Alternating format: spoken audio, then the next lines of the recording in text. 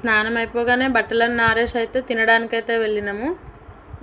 చపాతీ ఇట్లా తీసుకెళ్ళి అక్కడ కూర్చొని అయితే ఒక మంచి ప్లేస్ చూసుకొని అయితే కూర్చొని తిన్నాము అక్కడ. తినేసి అయితే మళ్ళీ బట్టల కాడికి అయితే వచ్చినాము. ఆరేసిన బట్టలన్నీ తీసుకెళ్దామని అయితే వచ్చినాము. వచ్చి అక్కడ అవన్నీ ప్యాక్ అయితే వేసుకున్నాము.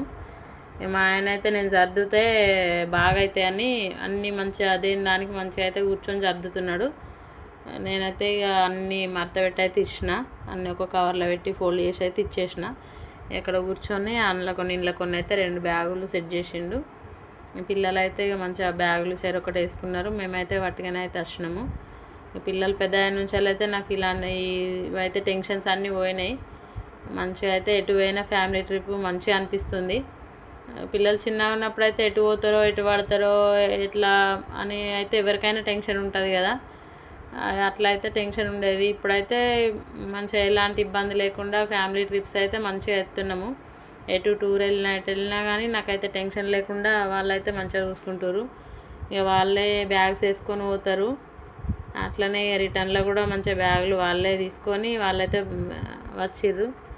నేనైతే వట్టిగానే అట్లా వచ్చిన. నాకు అప్పటికే కొంచెం ఎండ బాగా అయ్యేసరికి అంత ఎట్లనో కొంచెం వేరేలా అయితే అనిపించింది. చపాతీ అయితే తిన్నాం కదా, వామిటింగ్ అట్లా అనిపిస్తుందేమో అని కొంచెం అట్లా టైంపాస్ చేసి అయితే ఆటో అయితే తీసుకొని ఆటోకి అయితే వచ్చినాము. వచ్చేటప్పుడు ఇక ఆటోలోనే వచ్చినాము. 50 రూపీస్కే ఆటో వస్తుందండి. పాపం 50 రూపీస్ కోసం అయితే అంత నడిచి అయితే వెళ్ళకండి, చాలా దూరం ఉంటుంది. చాలామంది నడుచుకుంటూ వెళ్తా అంటే బాధ అనిపించింది. ఎండ మస్తు ఎండ కొడుతుంది. ఎందుకో ఏమో అక్కడైతే దిగంగానే నడుచుకుంటూ వెళ్తారు, చాలామంది అయితే నడుచుకుంటూ వెళ్తారు. కానీ ఒక 50 రూపీస్ వేస్తే మనం ఈజీగా రావచ్చు కదా. అట్లయితే మేము ఆటోకైతే ధరంపూరి బస్ స్టాండ్కి అయితే వచ్చినాము. ఒక 5-10 మినిట్స్లో బస్ స్టాండ్కి అయితే చేరినాము. వచ్చి రాగానే అక్కడ కూడా బస్సు రెడీగా ఉంది. అక్కడ నుండి వెళ్ళి జగిత్యాల బస్ స్టాండ్కి అయితే వచ్చినాము. మంచిగా మాకు తొందర అయితే దొరికేసరికి అయితే మాకు మధ్యాహ్నం వరకు మంచిగా మేము ఇంటికైతే రీచ్ అయినాము.